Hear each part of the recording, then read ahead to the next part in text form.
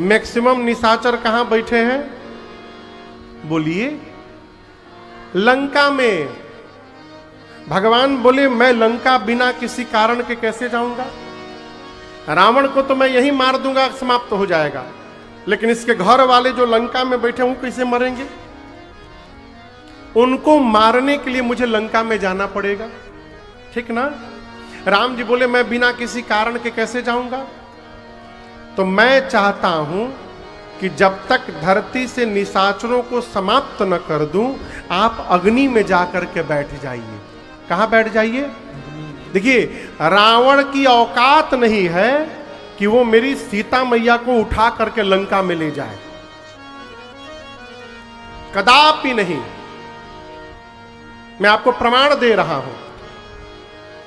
जो धनुष यज्ञ हुआ था उसमें जो शंकर जी का धनुष था पिनाक, उस पिनाक को सीता मैया बाएं हाथ से उठा के और नीचे धरती में लेपन लगाई थी, बाएं हाथ से सीता मैया उठा ली थी। रावण उस धनुष को नहीं उठा पाया था। जिस धनुष को मेरी मां बाएं हाथ से उठा ली, रावण जब उस धनुष को नहीं उठा पाया तो मेरी सीता मैया को खाक उठा के ले जाएगा। आप कल्पना करिए, रावण मां को लेके जा नहीं सकता। अब भगवान जानते हैं कि जब तक सीता जी वहां नहीं जाएंगी मुझे लंका जाने का अवसर नहीं मिलेगा।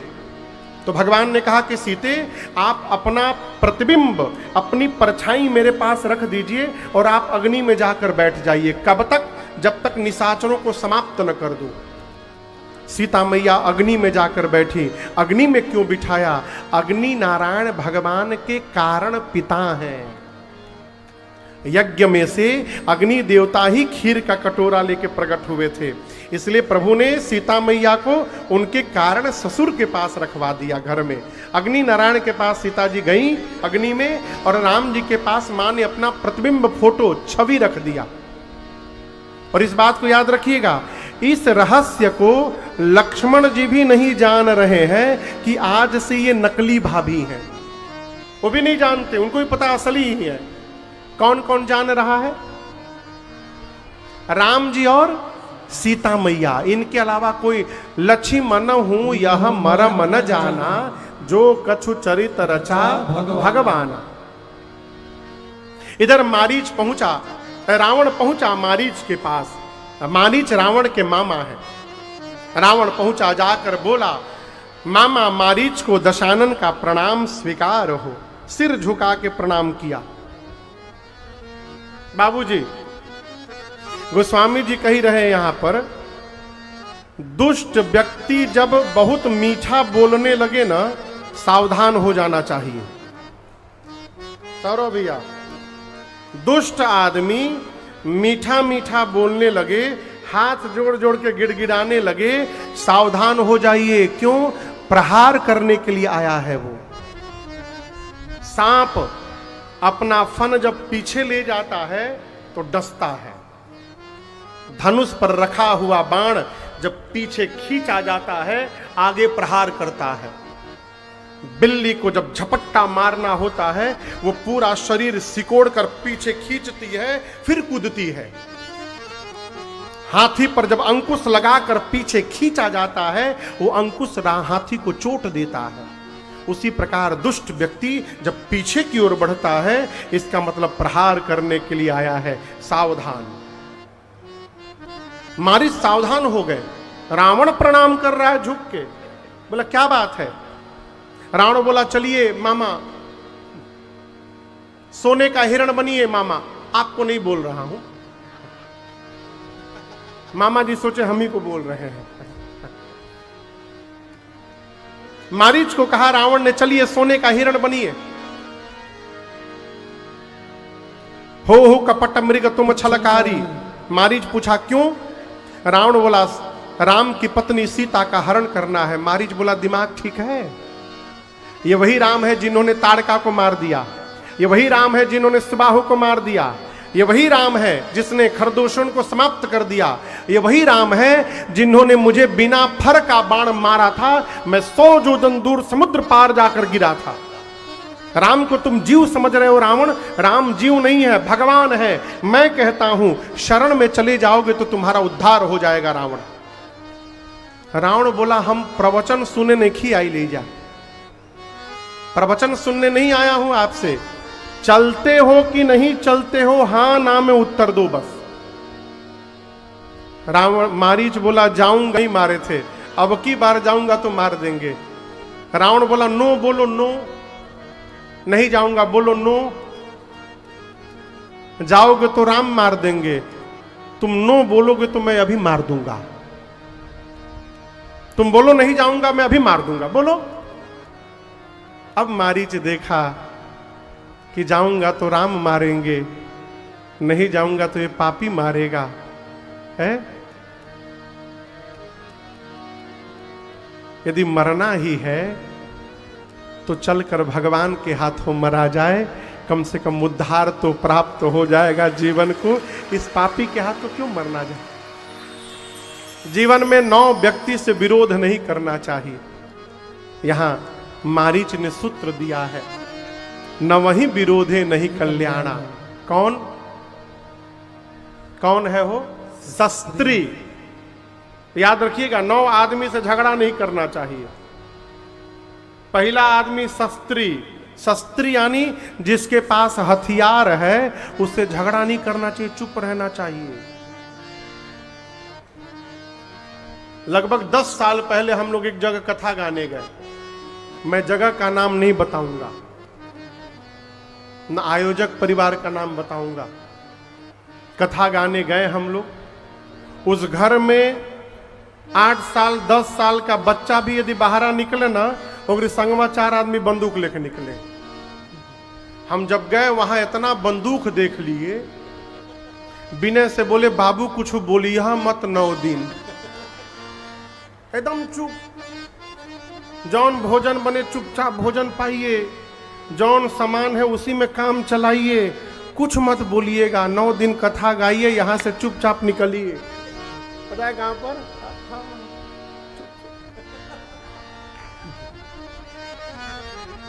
जिसके पास शस्त्र हो उससे विरोध नहीं करना चाहिए, मार देगा। शस्त्री से। दूसरा मर्मी से, जो आपका मर्म जानता है उससे विरोध नहीं करना चाहिए। न जाने कब खोल देगा हो पोल। पहले भारतीय रेलवे में 12 वर्ष तक हाफ टिकट लगता था, पहले के समय में। अभी भी लगता है हाफ टिकट, अब 3 साल, अब जो भी हो। पहले 5 साल के पहले टिकट ही नहीं लगता था, 5 साल से 12 साल तक हाफ टिकट लगता था।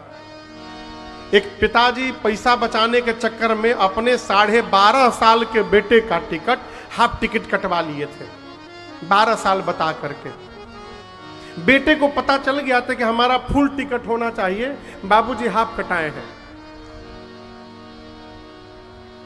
हावड़ा स्टेशन से ट्रेन खुली, अभी श्रीरामपुर पहुंची थी खाली, तब तक झाल मुड़ी आया। बेटा बोला बाबूजी बाबूजी झाल मुड़ी, झाल मुड़ी, चुप, झाल मुड़ी, झाल मुड़ी। 5 मिनट हुआ नहीं, झाल मुड़ी। बोला बता दूंगा। पिताजी बोले क्या बता दोगे? बोले टीटी आएंगे बता दूंगा कि अब हम फुल टिकट के हैं, बाबूजी हाफ टिकट काटे हैं। बाबूजी बोले इसको झाल मुड़ी दो। बंडील जाते जाते बोला बाबूजी बाबूजी फ्रूटी फ्रूटी। बोले अभी नहीं, बता दूंगा। फ्रूटी पिया। बाबूजी हाफ टिकट काट के 350 रुपया बचाए थे। वो हावड़ा से बर्दवान जाते जाते 600 खा चुका था।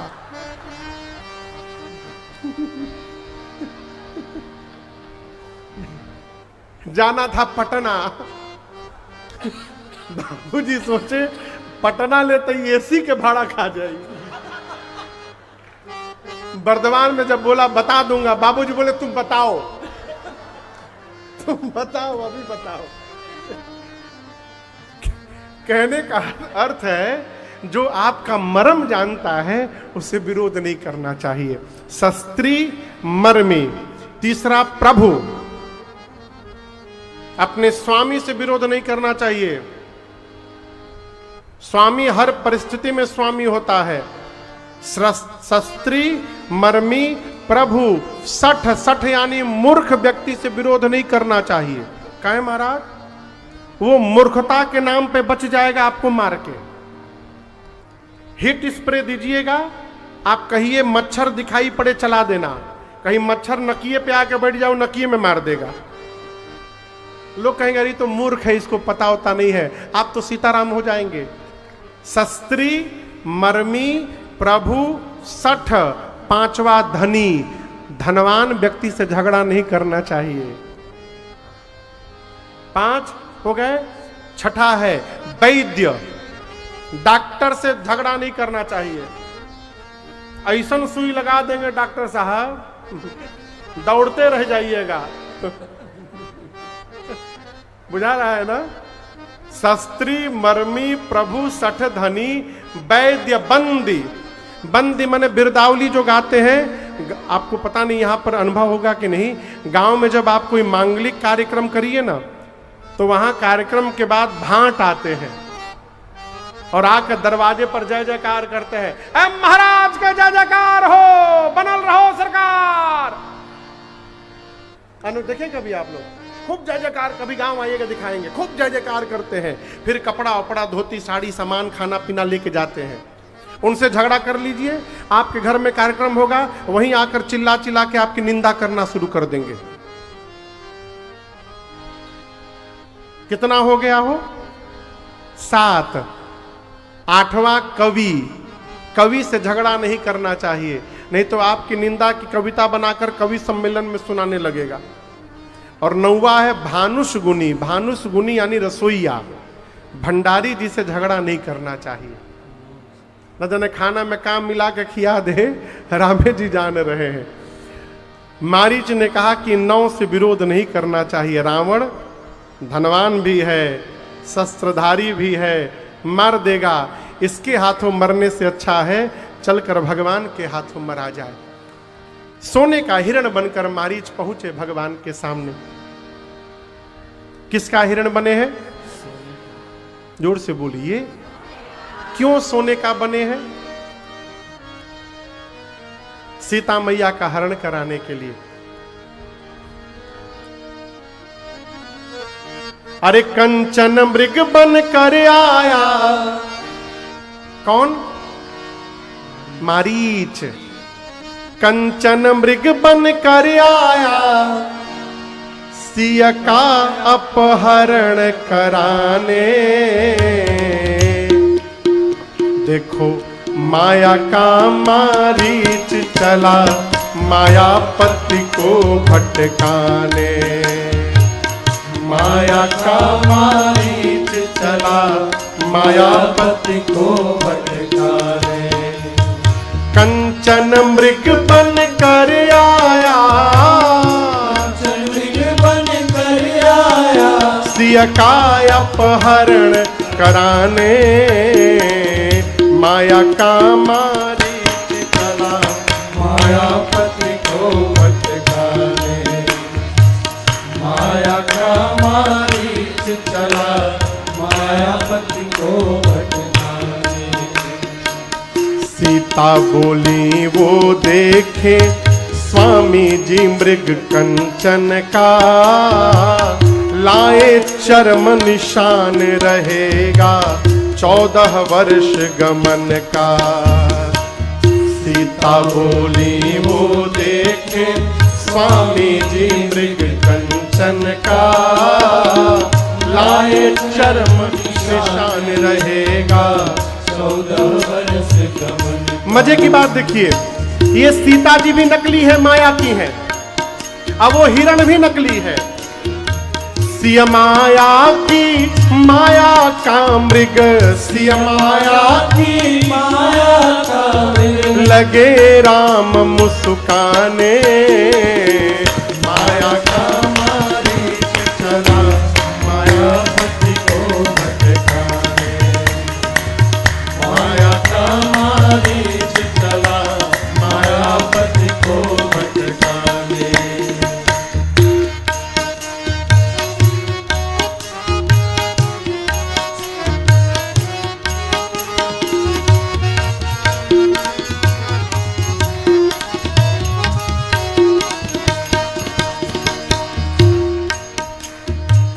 यदि वो हिरण सोने का न दिखाई देता तो क्या सीता मैया उसका चर्म मांगती? नहीं मांगती ना। ये जो सोना है ना, यही माया है, और इसी माया ने सबको फंसाया है। घर में जब ये सोना बहुत हो जाए तो रात का सोना चला जाता है। साधक कहता है माया सोना है, इसके आगे यह जगत खिलौना, कितने लोगों को जीवन भर सोने दिया न सोना। माया सोना है, इसके आगे यह जगत खिलौना, कितने लोगों को जीवन भर सोने दिया न सोना। राम चले सोने के पीछे, राम चले सोने के पीछे, हम सबको समझाने। माया का मारीच चला, मायापति को भटकाने। माया का मारीच चला, मायापति को भटकाने। कंचन मृग बन कर आया, कंचन मृग बन कर आया, सिया का अपहरण कराने। माया का मारीच चला, मायापति को भटकाने। माया का मारीच चला, मायापति को भटकाने। माया का मारीच चला, मायापति को भटकाने। राही नचा रहा जो जग को। पूरे जगत को कौन नचाता है? भगवान। राही नचा रहा जो जग को, उसे अब माया चली नचाने। माया का मारीच चला, मायापति को भटकाने। लेकिन आपको एक बड़ी अद्भुत बात मैं बताऊं, बोलूं? जयंत को जब बाण मारना था तो भगवान चित्रकूट में बैठे बाण मार दिए। अब वो बाण 3 लोक 14 भुवन जयंत को दौड़ाता रहा। याद है ना? अभी सुनाया हूं। तो क्या पंचवटी में बैठकर राम जी बाण चलाते तो वो बाण मारीच को नहीं लगता? बोलिए, मारीच कहीं भी भागता वो बाण जाकर मार देता मारीच को। लेकिन आज राम जी पंचवटी में बैठ के बाण नहीं चलाए। जब सीता मैया ने कहा इसका चर्म चाहिए तो राम जी धनुष बाण लेकर उसके पीछे दौड़ पड़े। जानते हैं क्यों दौड़ पड़े? पता है क्यों दौड़ पड़े? आज भी नियम है कि मरने वाले व्यक्ति से पूछा जाता है कि तुम्हारी अंतिम इच्छा क्या है। जिसको मृत्यु दंड दी जाती है उसको पूछा जाता है कि तुम्हारी अंतिम इच्छा क्या है। आपको एक घटना बताऊं विदेश की, अभी 1 साल पहले की। एक व्यक्ति को मृत्यु दंड दी गई थी। उससे पूछा गया कि तुम्हारी अंतिम इच्छा क्या है? बोला हमको तैरना चाहते हैं हम नदी में। तो उसको लेके गए लोग नदी में तैराने के लिए। अब 1 नंबर का तैराक था, नदी में डुबकी लगाया, अब भीतरे भीतरे तैरते तैरते गायब हो गया। न्यूज में आया था, सीताराम हो गया। मारीच जब सोने का हिरण बन के जा रहा है ना, उसको पता है कि मैं मरने वाला हूं आप आज, लेकिन रो नहीं रहे थे मारीच, आनंद में नाच रहे थे। क्यों जानते हैं? मारीच सोच रहे हैं आज मेरे से भाग्यशाली कौन होगा धरती पर। पूरी दुनिया राम के पीछे दौड़ती है, आज राम धनुष बाण लेके मेरे पीछे दौड़ने वाले हैं। मेरे से भाग्यशाली कौन होगा जगत में। लोग उनकी एक झलक पाने के लिए तरसते हैं, और आज मैं आगे आगे दौड़ूंगा और पीछे पीछे बीच में मुड़ मुड़ के देख लिया करूंगा। मम पाछे धर धावत धरे शराशण बाण, फिरी फिरी प्रभु ही बिलो की हूं, धन्य नमो सम आन। ये मारीच की अंतिम इच्छा है कि राम जी मेरे पीछे दौड़े। मारीच की अंतिम इच्छा पूरी करने के लिए भगवान ने पंचवटी में बाण नहीं मारा, धनुष बाण लेकर उसके पीछे दौड़ पड़े। और आपको बताऊं, बहुत दूर तक राम जी दौड़ते गए, बहुत दूर तक जाकर भगवान ने बाण चलाया। जैसे बाण लगा, मारीच जोर से चिल्लाया, हां लक्ष्मण। क्या बोला? हां लक्ष्मण। और उसके बाद मन में राम कह के उसने प्राण का त्याग कर दिया। भगवान ने देखा कि मरते समय इसने मेरा नाम लिया है, भगवान ने मारीच को अपने धाम विदा कर दिया। इधर हां लक्ष्मण की आवाज सीता मैया ने सुना। सीता मैया ने कहा लक्ष्मण जी से कि आपके भैया बुला रहे हैं आपको, लगता है किसी संकट में है। लक्ष्मण जी बोले कोई संकट नहीं है मां। मां ने कुछ कठोर कह दिया लक्ष्मण जी को। क्या कह दिया? अब वो सीता मैया जाने, लक्ष्मण जी जाने, बीच में नहीं पड़ना चाहिए देवर भौजाई के बीच में। क्या कहा? माई जाने। हाँ कुछ कठोर कहा। तब लक्ष्मण जी ने एक रेखा खींची, और रेखा खींचने के बाद एक विद्वान हमको मिले, बोले महाराज ये लक्ष्मण रेखा वाली बात झूठ है। बोले कैसे? बोले अरण्य कांड में तो उस प्रसंग में कहीं लिखा ही नहीं है कि लक्ष्मण जी ने रेखा खींची है। आप सही कह रहे हैं, यहां नहीं लिखा है, लेकिन लंका कांड में लिखा है। क्या लिखा है? लंका कांड में रावण मंदोदरी जी के आगे डींग हाँक रहा था, ऐसा किया हूं वैसा किया हूं। मंदोदरी जी बोली कैसा किए हो पता है, राम के छोटे भाई के हाथों द्वारा खींची हुई एक रेखा तो पार नहीं कर पाए, और ऐसा वैसा किया है। रामानुज रघु लघु रेख खींचाई,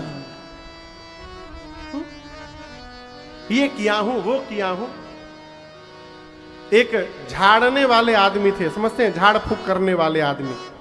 तो गांव अगल बगल के लोग उनके पास आते थे, तो झाड़ा लगाते थे बिठाकर, कहते थे आकाश बांधू, पाताल बांधू, दिशाओं को बांधू, नदियों को बांधू, समुद्र बांधू, पृथ्वी को बांधू, ये बांधू वो बांधू, ओम फट स्वाहा।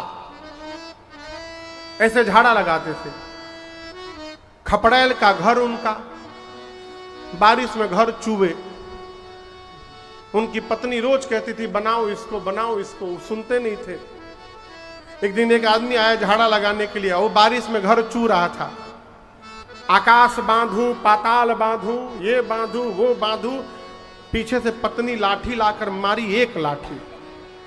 बोली छत तो बांधा नहीं जा रहा है, आकाश बांधू पाताल बांधू, बिना मतलब के बाद।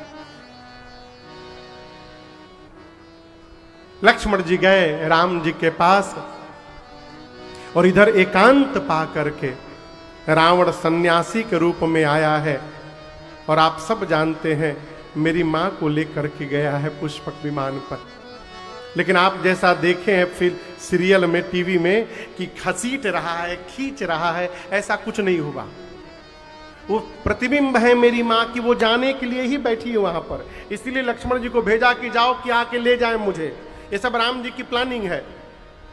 पुष्पक विमान में लेकर गया, मां विलाप कर रही हैं। जटायु जी की दृष्टि पड़ गई। जटायु जी ने देखा, क्या देखा? रघुकुल तिलक नारी पहे। जटायु जी देख लिए, अरे ये मेरी राम की पत्नी, मेरी बहू सीता है। जटायु जी बोले सीते आप रोइए मत, अभी आता हूं, दुष्ट को मारता हूं। जटायु जी गए, रावण को बोले रावण सीता को वापस कर दो, नहीं तो राम के क्रोध रूपी अग्नि में कीड़े मकोड़े की तरह पूरा खानदान परिवार जलकर भस्म हो जाएगा। रावण नहीं माना तो जटायु जी ने चोंच से मारा। किससे मारा? और आपको बताऊं इतना मारा है कि रावण 24 मिनट के लिए बेहोश हो गया। दंड एक भई मूर्छाते ही। जब 24 मिनट बाद रावण को होश आया है, निकाला चंद्रहास खड्ग और उसने जटायु जी के दोनों पंखों को काट दिया है। पंख कटते जटायु जी नीचे धरती पर गिर गए। इधर लक्ष्मण जी आए, राम जी बाहरी नाटक करने लगे। गोस्वामी जी साफ साफ लिखते हैं, रघुपति अनुजहि आवत देखी, बाहिज चिंता की न बिसेखी। बाहरी चिंता नाटक, भीतर जानते काम हो गया है। राम जी बोले, लक्ष्मण तुम आ गए छोड़ करके? मेरा मन कह रहा है कि सीता आश्रम में नहीं है। आश्रम में आकर मां को जब भगवान ने नहीं देखा तो राम जी बहुत रोए। रोते रोते सीता मैया को ढूंढते ढूंढते जटायु जी के पास पहुंचे हैं। जटायु जी ने पूरा वृत्तांत सुनाया है। नाथ, दशानन ने मेरी गति की है, उसी दुष्ट ने सीता का हरण किया है, दक्षिण दिशा में लेकर गया है। आपको बताने के लिए मैंने प्राण बचा के रखा था नाथ, अब मुझे विदा करिए। यहां पर जटायु जी ने भगवान की स्तुति की है और अविरल भक्ति मांगा है राम जी से वरदान। राम जी ने जटायु जी को अविरल भक्ति प्रदान की है और भक्ति देकर विदा किया है। जटायु जी के प्राण त्यागने के बाद उनका अंतिम संस्कार राम जी अपने हाथों से किए हैं। तेहि के क्रिया जथोचित निज कर कीन्ही राम। राम जी जटायु जी को गति देकर आगे बढ़े।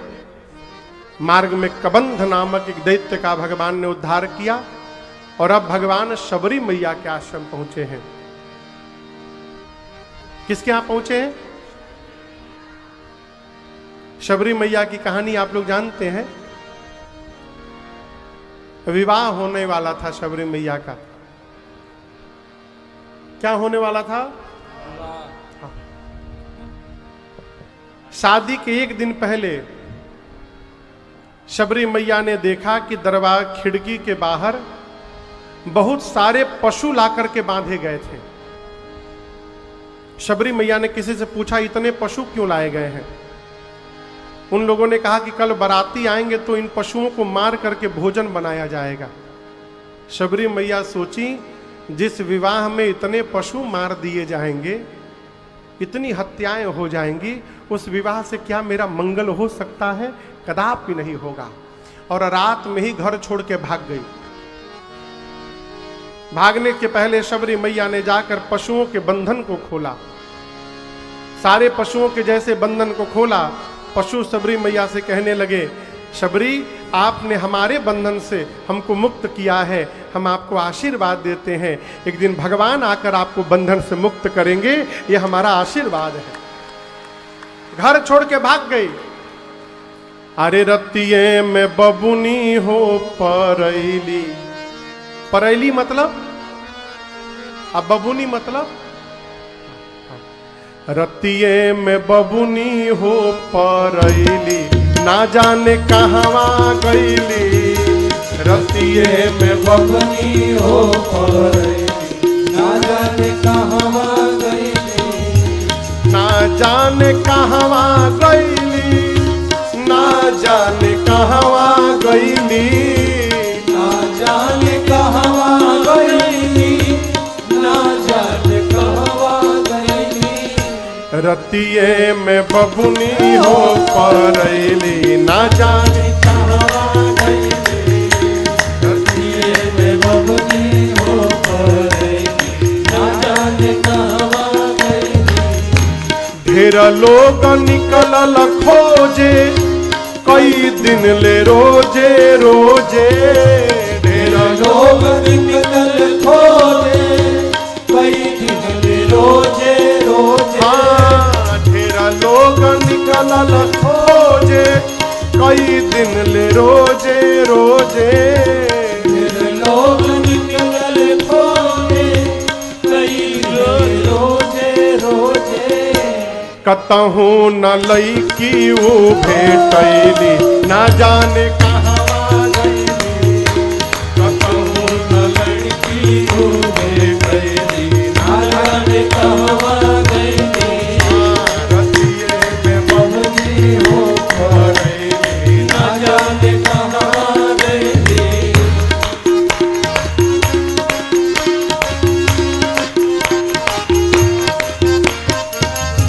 मुनिवर के शरण में गईली राम जी के भगति पैली। मुनिवर के शरण में गईली राम जी के भक्ति पैली। हाँ बाबा जी के शरण में गईली राम जी के भगति कैली। बाबा जी के शरण में गईली राम जी के भक्ति पैली। और का पंपा सरोवर में नहैली ना जाने कहवा गईली। पंपा सरोवर में नहैली ना जाने कहवा गईली। रतिये में बबली हो पड़ैली ना जाने कहवा गईली। रतिये में बबली हो पड़ैली ना जाने कहवा गईली।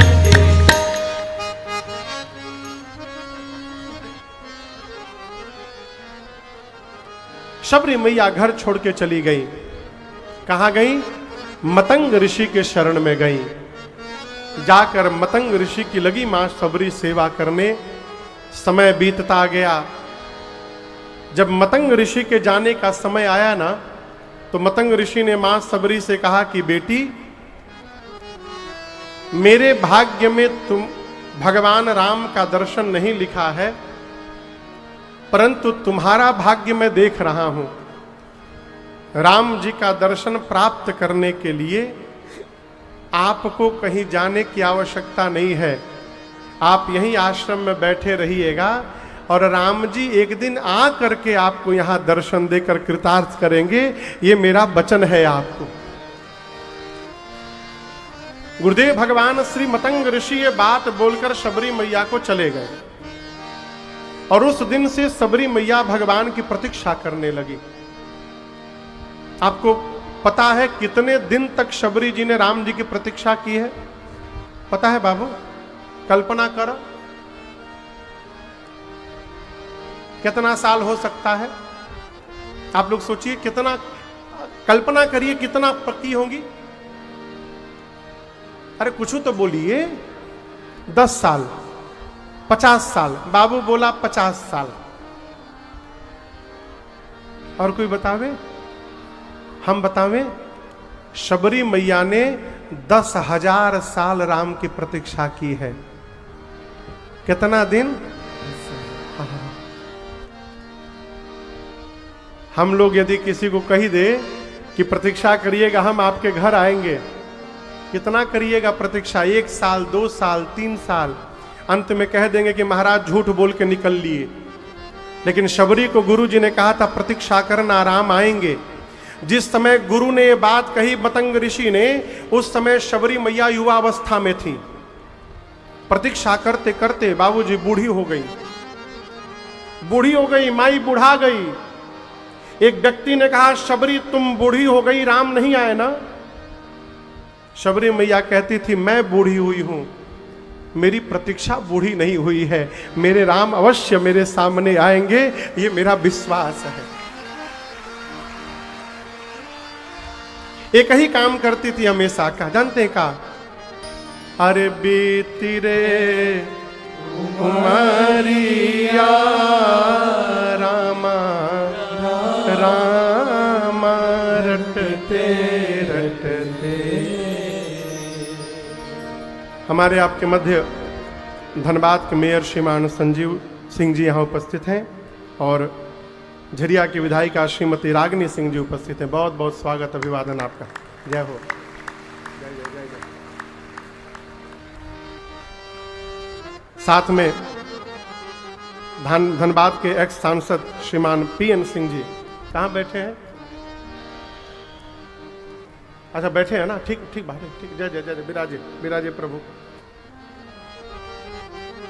अरे रामा रामा रटते रटते बीती रे उमरिया।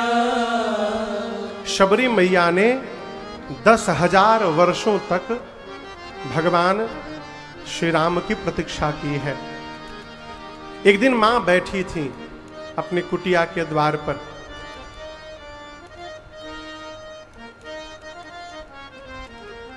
ये कौन आया है हो?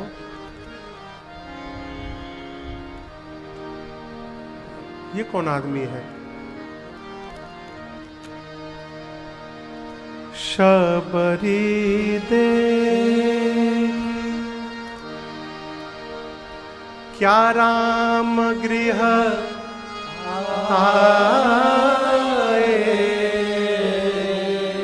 शबरी मैया को अपने दरवाजे के सामने 2 पुरुष आते हुए दिखाई पड़े। और यहां बाबूजी एक बड़ी अद्भुत बात, शबरी मैया को जब राम जी दिखाई पड़े ना, तो राम जी की याद नहीं आई। किसकी याद आई? अपने गुरु जी की याद आई, मतंग ऋषि की। ये कथा कह रही है, जिस व्यक्ति के कारण आप भगवान की ओर बढ़े, भगवान से पहले उस व्यक्ति का स्मरण करके उनको धन्यवाद देना चाहिए। आप न होते तो हम यहां कैसे पहुंच पाते हैं? शबरी मैया ने जब गुरु जी ने कहा था कि राम आएंगे बेटी, तो शबरी मैया ने पूछा था कि प्रभु राम जी आ जाएंगे तो मैं उनको पहचानूंगी कैसे? मैंने तो कभी देखा नहीं है उनको। तो गुरु जी ने 5 पहचान बताए थे कि ये 5 पहचान मिलाइएगा, जिनके भीतर ये 5 दिखाई पड़ जाए, शबरी समझ लेना कि वही राम है। अब दर्शन करिए, राम लक्ष्मण जी सामने से चल के आ रहे हैं और शबरी मिलाती जा रही है। पहला पहचान गुरु जी ने कहा था, सरसी जलोचन, आंख कमल के पंखुड़ियों के समान होगा। शबरी मैया ने देखा बिल्कुल वैसा ही दिखाई दे रहा है, एक मिल गया। दूसरा, बाहु विसा, बाहु विशाला, भगवान श्री राम के बाहु अजान बाहु होंगे। शबरी मैया ने देखा कि हाथ घुटने के नीचे है, 2 मिल गया। तीसरा, जटा मुकुट सिर, सिर पे जटाओं का मुकुट होगा, 3 मिल गया। चौथा, उरबन माला, गले में राम जी के बनमाल होगी। तब तक राम लक्ष्मण जी पास में आ गए। गले में क्या होगी? बनमाल। मने बनमाल उस माला को कहते हैं जो वन के 5 प्रकार के पुष्पों से मिलकर बना हुआ होता है और उसकी लंबाई गले से लेकर नीचे पांव तक होती है, पूरे शरीर की लंबाई तक। उस माले का नाम है बनमाल। गुरु जी बोले थे बेटी बनमाल पहने होंगे राम जी। तब तक राम जी पास में आ गए। शबरी मैया ने कहा कि भाई साहब आप जो माला पहने हैं, इस माला का क्या नाम है? राम जी बोले माई इसका नाम बनमाल है। शबरी नाचने लगी, 4 मिल गया, 1 बस बाकी है मिलाना। राम जी बोले का मिला रही हो? बोली चुप रही, अभी मत बोलिएगा, जब 5 मिला लूंगी तब बताऊंगी। गुरु जी ने अंतिम पहचान बताया था, श्याम गौर सुंदर 2 भाई। शबरी 2 भाई होंगे, एक सांवले होंगे, एक गोरे होंगे। शबरी मैया ने देखा कि 2 लोग तो हैं, एक सांवले भी एक गोरे भी हैं। भाई हैं कि नहीं है ये नहीं मालूम। शबरी मैया ने राम जी से पूछा कि हम एक बात पूछे आपसे, ये गोरे वाले आपके का लगते हैं? राम जी मुस्कुरा कर बोले माई ये हमारे छोट भाई हैं और आप जिनकी प्रतीक्षा कर रही हैं हम वही रघुराई हैं, हम आपके लिए आए हैं यहाँ पर।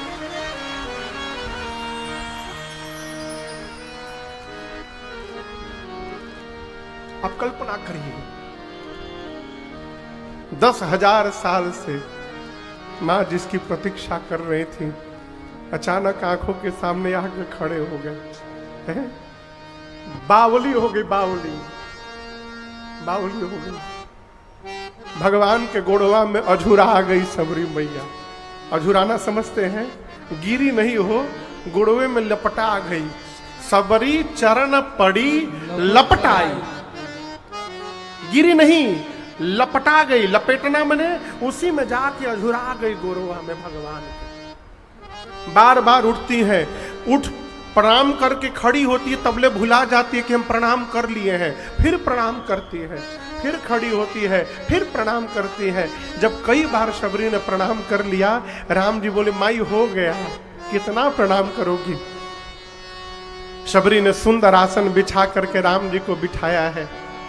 गुरु जी कहे थे राम जी आएंगे तो बेटी पांव पखारना राम जी का। बर्तन लेकर के आई, राम जी बोले लोटा में पानी नहीं लाई हो। शबरी ने कहा प्रभु आपके चरण को पखारने भर का पानी मेरी आंखों में भरा हुआ है, आज मैं अपने आंसुओं के जल से आपके चरण को पखारूंगी। चरण को पखारा माई ने। गुरु जी ने कहा था बेटी राम जी थके होंगे, कुछ उनको खिला देना। दौड़ कर गई, डलिया में फल लेकर आई थी। आपको एक बात बताऊं, शबरी ने भगवान को जूठा फल खिलाया था। जूठा कैसे किया था? चख के।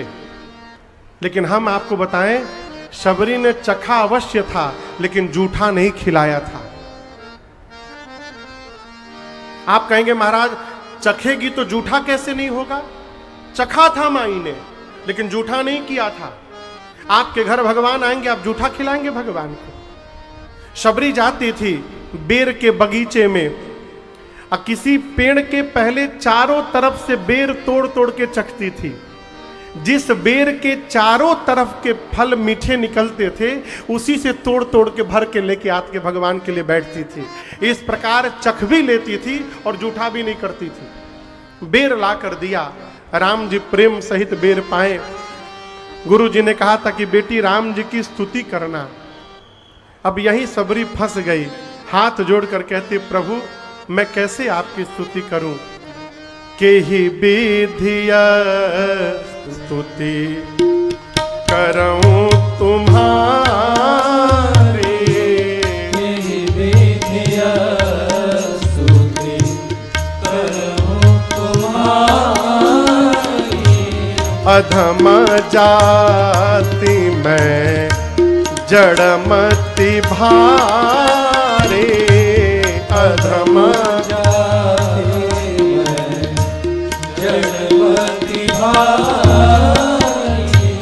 अधमते अधम अधम अति नारे, अधमते अधम अधम अति नारे।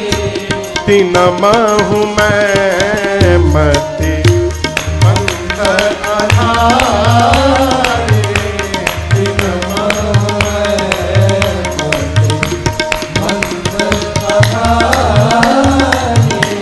तीन महु मैं मति मंद आधारे। तीन महु मैं मति मंद शबरी मैया से गुरु जी ने कहा था कि जब राम जी फल खा लें तो शबरी राम जी की स्तुति करना आप। और आपको बताऊं अब तक जो जो गुरुदेव ने बताया था शबरी मैया ने उसका पालन किया। जब स्तुति करने की बारी आई तो शबरी माई फंस गई, यहां पर फंस गई। हाथ जोड़कर बोली प्रभु मैं आपकी स्तुति कैसे करूं नाथ, मैं पढ़ी लिखी नहीं हूं, अधम हूं, अधम कुल में मेरा जन्म हुआ है। हे पाप शत्रु मैं मतिमंद हूं, मैं आपकी स्तुति कैसे करूं? इस बात को जीवन भर याद रखिएगा। इस भ्रम में न रहिएगा कि आप जब संस्कृत का मंत्र सुनाएंगे तभी भगवान प्रसन्न होंगे। इस भ्रम में न रहिए। याद है तो सुनाइए अच्छी बात, न याद है तो घबराइए भी मत। भगवान दुनिया की हर भाषा समझते हैं। एक मंदिर में एक पुजारी जी थे। भगवान की सवेरे आरती करने के बाद ठीक 9 बजे आसन बिछाते थे भगवान के सामने और बैठ करके 1 घंटे तक वेद पाठ करके भगवान को सुनाते थे। नित्य क्या सुनाते थे? वेद पाठ। उसी मंदिर के बगल में एक घर था, जिस घर में एक 8 साल का बच्चा रहता था। जिस दिन स्कूल नहीं जाता था वो, शनिवार रविवार को, उस दिन वो भी 9 बजे अपने घर से आसन लेके आता था, पुजारी जी के बगल में बिछाता था। पुजारी जी वेद पाठ शुरू करते थे और वो बच्चा आंख बंद करके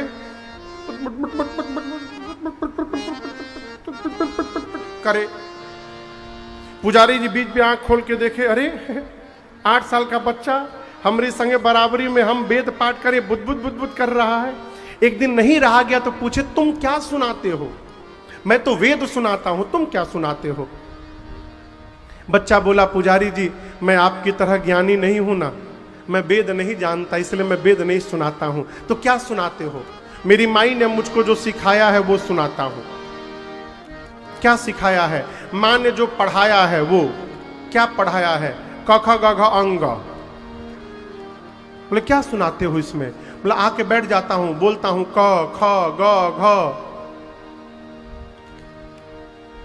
अंग च छ ज झ इय ट ठ ड ढ अण त थ द ध न प फ ब भ म य र व य र ल व तालब विष मूर्धन्य ष दांतिश ह क्ष त्र ज्ञ।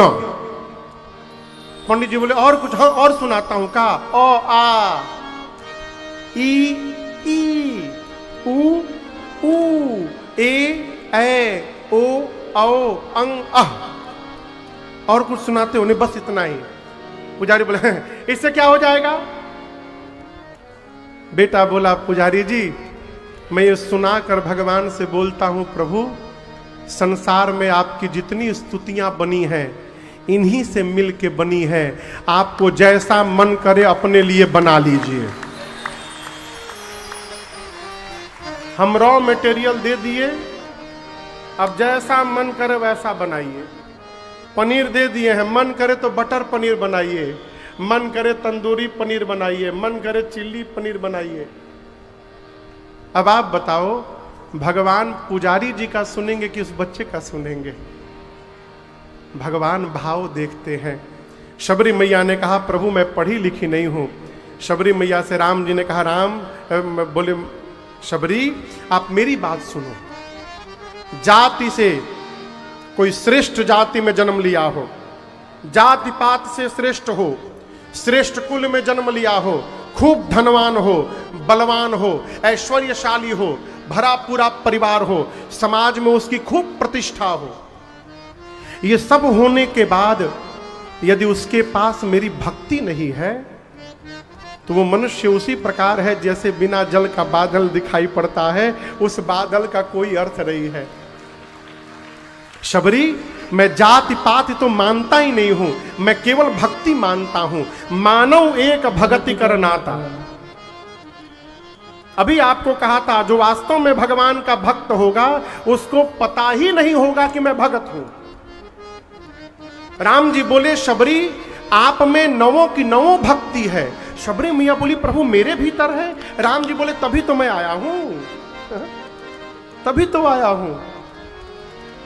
राम जी बोले, मैं एक एक भक्ति बोलते जा रहा हूं, तुम मिलाती जाओ तुम्हारे भीतर है कि नहीं। राम जी बोले, प्रथम भगति संतन कर संगा, प्रथम भगति संतन कर संगा, दूसरी रति मम कथा प्रसंगा, दूसरी रति मम कथा प्रसंगा, गुरुपद पंकज सेवा, तीसरी भगति अमान, चौथी भगति मम गुण गण, करई कपट तजिगान, मंत्र जाप मम दृढ़ विश्वासा, मंत्र जाप मम दृढ़ विश्वासा, पंचम भजन सुवेद प्रकाशा, पंचम भजन सुवेद प्रकाशा, छठदम शील बिरति बहु कर्मा, छठदम शील बिरति बहु कर्मा, निरत निरंतर सज्जन धर्मा, निरत निरंतर सज्जन धर्मा, सातव सम मोहिमय जग देखा, सातव सम मोहिमय जग देखा, मोते संत अधिक कर लेखा, मोते संत अधिक कर देखा, आठम जथा लाभ संतोषा, आठम जथा लाभ संतोषा, सपने हु नहीं देखहि पर दोषा, सपने नहीं देखे पर दोषा, नवम सरल सब सन छलहीना, नवम सरल सब संग छलहीना, मम भरोसा ही हरसन देना, मम भरोसा हरसन दीना, मम भरोसा ही हरसन देना। मम भरोसा हरसन दीना। पहली भक्ति जीवन में किसी संत का संग हो जाए, ये पहली भक्ति। दूसरी भक्ति जो पिछले 8 दिनों से आप लोग कर रहे हैं, भगवान की कथा के प्रसंगों में प्रेम हो जाना, ये दूसरी भक्ति है। आप सबके पास दूसरी भक्ति विद्यमान है। मान रहित होकर सद्गुरुदेव भगवान की सेवा करना, ये तीसरी भक्ति है। कपट का त्याग करके भगवान का गुणगान करना, ये चौथी भक्ति है। विश्वास पूर्वक भगवान का मंत्र जपना, ये पांचवी भक्ति है। सज्जनता शीलता पूर्वक अपने कर्तव्य का पालन करते रहना, ये छठी भक्ति है। सब में भगवान का दर्शन करना और संत का सम्मान भगवान से अधिक करना, ये सातवीं भक्ति है। धर्म पूर्वक जितना लाभ है उसी में संतुष्ट रहना और सपने में भी किसी के दोष की चर्चा न करना, ये आठवीं भक्ति है। और राम जी कहते हैं, शबरी जीवन में सरल हो जाना, सहज हो जाना, मेरे भरोसे हो जाना, ये नवीं भक्ति है। यही 9 प्रकार की भक्ति है और ये नवों की नवों आप में विद्यमान है। 9 भक्ति आप में है। सीता जी के बारे में कुछ जानती हो? शबरी मैया ने कहा, प्रभु मेरे गुरु जी ने कहा था, राम जी जब पूछे तो कहना पंपा सरोवर जाएं, वहां सुग्रीव जी से मित्रता होगी और आगे का सब काम सुग्रीव पूरा करेंगे। इतना कह के शबरी मैया ने योगाग्नि प्रज्वलित करा करके अपने आप को जलाकर मैया ने भस्म कर दिया। शबरी मैया का तेज भगवान के पद में प्रवेश कर गया है। शबरी मैया को भगवान ने विदा किया, आगे पंपा सरोवर गए। नारद जी आए। इस प्रसंग को बीच में मैंने लिया था। नारद जी ने वरदान मांगा, प्रभु आपके सभी नामों में राम नाम श्रेष्ठ नाम हो जाए, ऐसा वरदान दीजिए। भगवान ने वरदान दिया। संतों का लक्षण पूछ के नारद जी गए। यहां किससे मित्रता होने वाली थी? जोर से बोलिए। सुग्रीव से। सुग्रीव आए नहीं।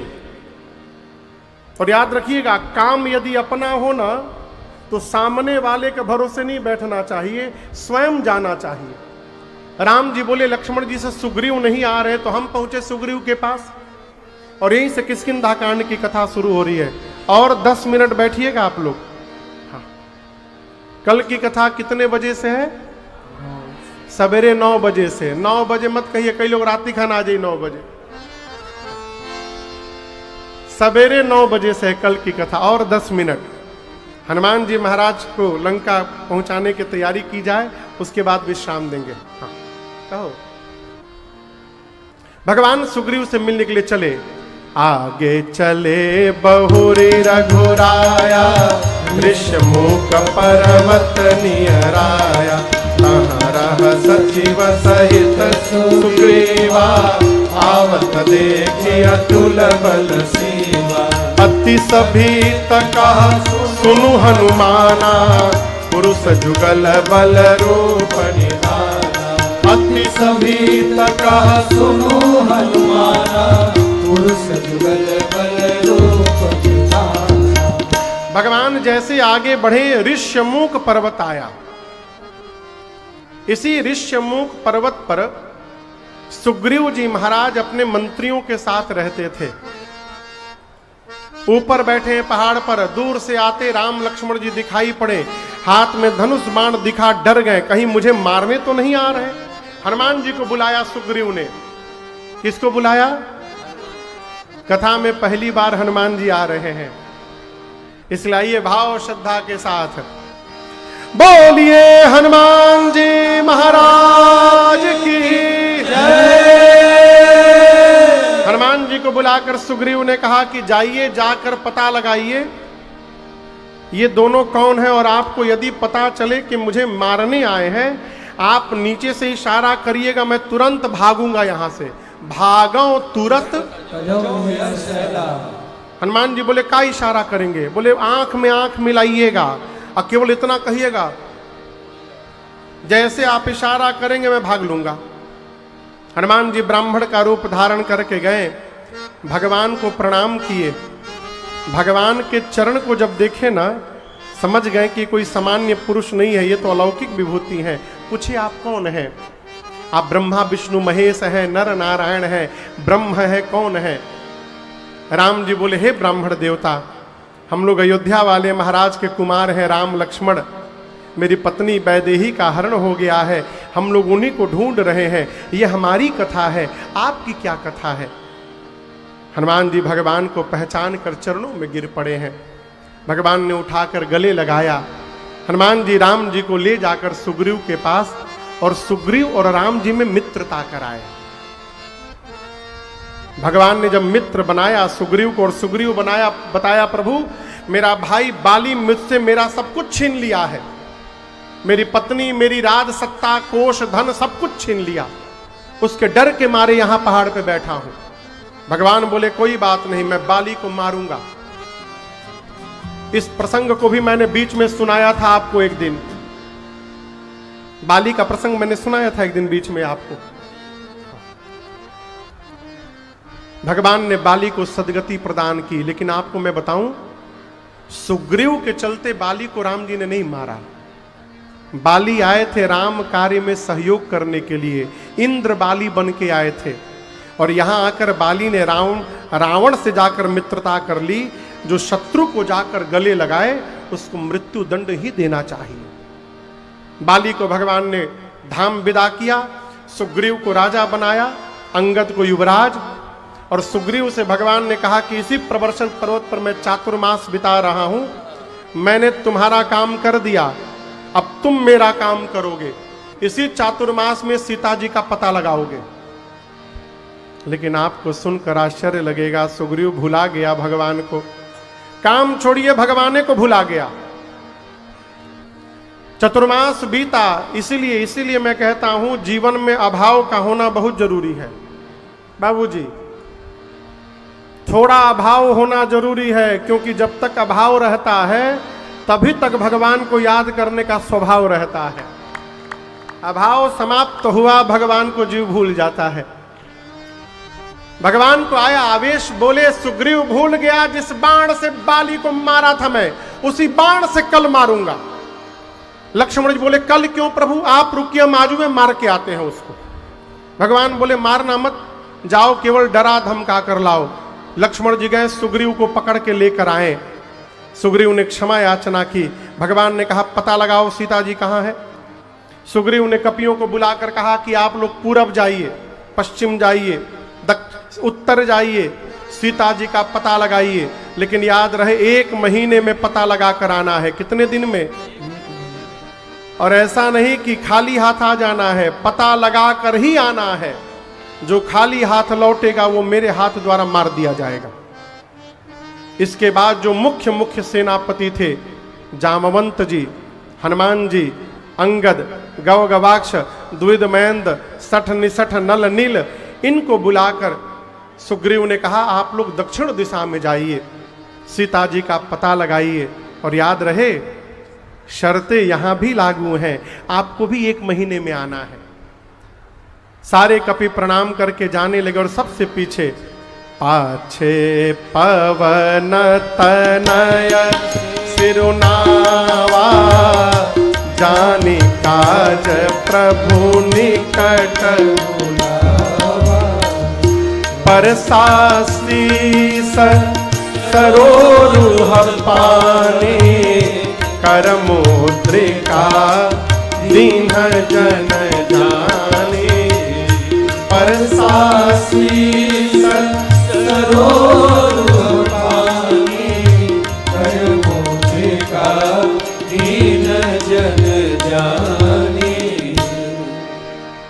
भगवान को प्रणाम करके सभी कपि गए, भगवान आशीर्वाद दिए, लेकिन सबसे अंत में जब श्री हनुमान जी ने प्रणाम किया, भगवान ने हनुमान जी को कहा इधर आइए, पास में आइए।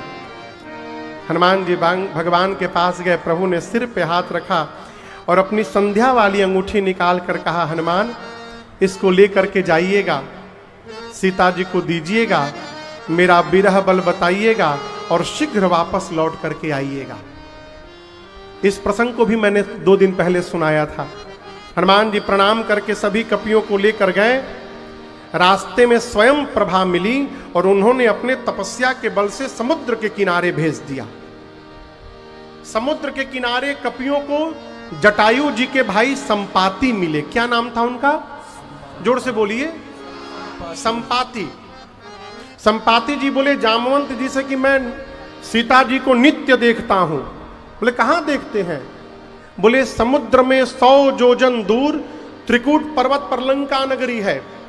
उस लंका में अशोक वाटिका में एक अशोक वृक्ष के नीचे वो देखिए सीता जी बैठी हैं, मैं नित्य देखता हूं। जामवंत जी बोले और सहायता करिए। बोले और नहीं कर सकता हूं, बूढ़ा हो गया हूं ना, बल नहीं है, नहीं तो अवश्य करता। हाँ एक काम कर सकता हूं, आप सभी लोगों में से कौन वहां जाएगा ये बता सकता हूं। कौन जाएगा? ये नहीं बोला हनुमान जी जाएंगे, ना ना। दूरी कितनी है? 100 योजन। 1 योजन में 12 किलोमीटर, तो 100 योजन में कितना हो गया? 1200। यहां जहां हम लोग बैठे हैं यहां से 1200 किलोमीटर दूर कोई शहर है? हाँ ठीक बोले, दिल्ली। दिल्ली यहां से 1200 किलोमीटर दूर है। जामवंत जी से संपाति बोले कंचनडीह गांव से छलांग लगावे और एक छलांग में 100 योजन पार करके दिल्ली जाके उतरे। इतनी लंबी छलांग 100 योजन की लगाने की जो शक्ति रखता है आप लोगों में से, वही राम जी का काम करेगा। बोल के संपाति चले गए। संपाति के जाने के बाद सब कपि लोग आपस में बैठकर विचार करने लगे, के जाई हो, इतना दूर कौन जाएगा? एक कपि बोला एक बार तो हम 20 योजन चले गए थे। दूसर का बोला तुम कहां गए हो? 30 योजन मार के मैं बैठा हूं, 30 योजन। एक कपि को और जोश आ गया, बोले तुम 30, 50 योजन मैं मार के बैठा हूं एक छलांग में, 50 योजन। जामवंत जी देखे सब धीरे धीरे बढ़ने लगे। जैसे कपि ने कहा 50 योजन, जामवंत जी बोले शाबाश, ये हुई ना वीरों वाली बात, बजाइए ताली इनके लिए। 50 योजन एक छलांग में। और कोई वीर यहां बैठा है 50 योजन के आगे जाने वाला? हिम्मतवान ही आप लोग जा सकते हैं। एक कपि बोला 100 योजन में 70 योजन, एक छलांग में 70 योजन चला जाऊंगा। जामवंत जी बोले डबल ताली मारिए इनके लिए, एक छलांग में 70 योजन, शाबाश। और कोई वीर? अब कोई नाम न ले। जामवंत जी बोले हिम्मतवान ही आप लोग जा सकते हैं, 70 योजन के आगे कौन जाएगा? वीर तुम बढ़े चलो, धीर तुम बढ़े चलो, सामने पहाड़ हो तो सिंह सी दहाड़ हो, कौन जाएगा 100 योजन? एक कपि पूरा हिम्मत बांध रहा है। जामवंत जी बोले जल्दी बोलो कितना लिखी तहरी नाम के आगे। पूरा हिम्मत बांध के कपि बोला एक छलांग में 90 योजन चला जाऊंगा। जामवंत जी बोले शाबाश, ये होई ना बात, बजाइए लगातार बजाइए ताली। 90 योजन बस पहुंचने वाले हैं और हिम्मत बांधिए 100 योजन पूरा। जैसे उसने कहा 90 योजन, सारे कपि उसका मुंह देखने लगे। एक ने कहा हो सही में जीवो कि बस फेंक दे ले बड़ाओ। 90 योजन के आगे कोई हिम्मत नहीं बांध रहा है। जामवंत जी बोले आप लोग अपने आप को युवा कहते हैं, शर्म नहीं आती? मैं बूढ़ा हो गया हूं, शरीर में बल नहीं है पहले के समान। मेरी जवानी के समय में भगवान वामन अवतार लिए थे और बलि के सामने भगवान ने जब त्रिविक्रम रूप धारण किया था, उस स्वरूप की मैंने 2 घड़ी में 7 परिक्रमा मारी थी। तब मेरी युवा अवस्था थी। आज मैं बूढ़ा हो गया हूं, जवान रहता तो बताता 100 योजन किसे कहा जाता है। जब जवानी को ललकारा ना, अंगद बोले कि लिखिए लिखिए लिखिए लिखिए, हमारे नाम के आगे 100 योजन लिखिए, हम जाएंगे 100 योजन हम जाएंगे। जामन जी बोले तो प्रसन्नत होकर बोलो। बोले कैसे बोलूं, मैं जा तो सकता हूं, रिटर्न की मेरी गारंटी नहीं है कि आ पाऊंगा कि नहीं आ पाऊंगा। जामन जी मन में बोले जब जाके आ ही नहीं पाओगे तो बीच में कहा है लबर लबर बोल रहे हो, केवल जाना नहीं है, जाकर वापस भी आना है। अच्छा आप बताओ किसको जाना है, जोर से बोलिए। जाना है हनुमान जी को, जिसको जाना है वो चुपचाप बैठे हैं, और जिसको जिसको नहीं जाना है अपन विजिटिंग कार्ड लेके घूम रहा है। 90 योजन 70 योजन, ठीक आज वाली स्थिति है। कहां है सौरभ बाबू? काम करने वाला आदमी खाली काम करता है, और जिसको कोई काम नहीं करता घूम घूम के फोटो खिंचवाता है खाली। जामन जी हनुमान जी के पास जाकर बोले, जाकर देखे हनुमान जी महाराज एक पेड़ के राम सिया राम जय जय राम। जामन जी बोले आप कीर्तन करने आए हैं, यहां कीर्तन के लिए आए हैं, ये कीर्तन का टाइम है, आपका अवतार क्यों हुआ है आपको याद है? हनुमान जी बोले मुझे कुछ याद नहीं है। जामवंत जी याद दिलाते हैं, हे पवन पुत्र आपका अवतार केवल राम काज लगी तब अवतारा, सुनत पर्वताकार। राम काज लगी तब अवतारा, सुनत पर्वताकार।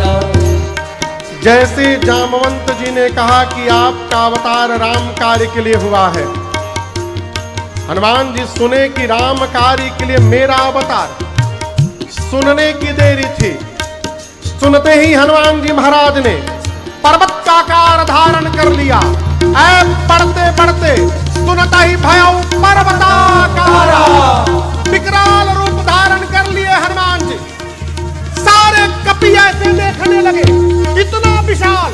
हनुमान जी बोले जामवंत जी आपने कहा कोई समुद्र पार नहीं किया, मैं पार नहीं करूंगा, खेल खेल में समुद्र को लांघ जाऊंगा, रावण को पकड़ के मसल के मार दूंगा, रावण को सेना के साथ रगड़ के समाप्त कर दूंगा। नहीं तो कहिए पूरी की पूरी लंका त्रिकूट पर्वत के साथ हाथ में उठाकर आपके सामने लाकर रख दूं। मैं क्या करूं? रावण को मारूं, सेना को मारूं, लंका ले आऊं, क्या करूं?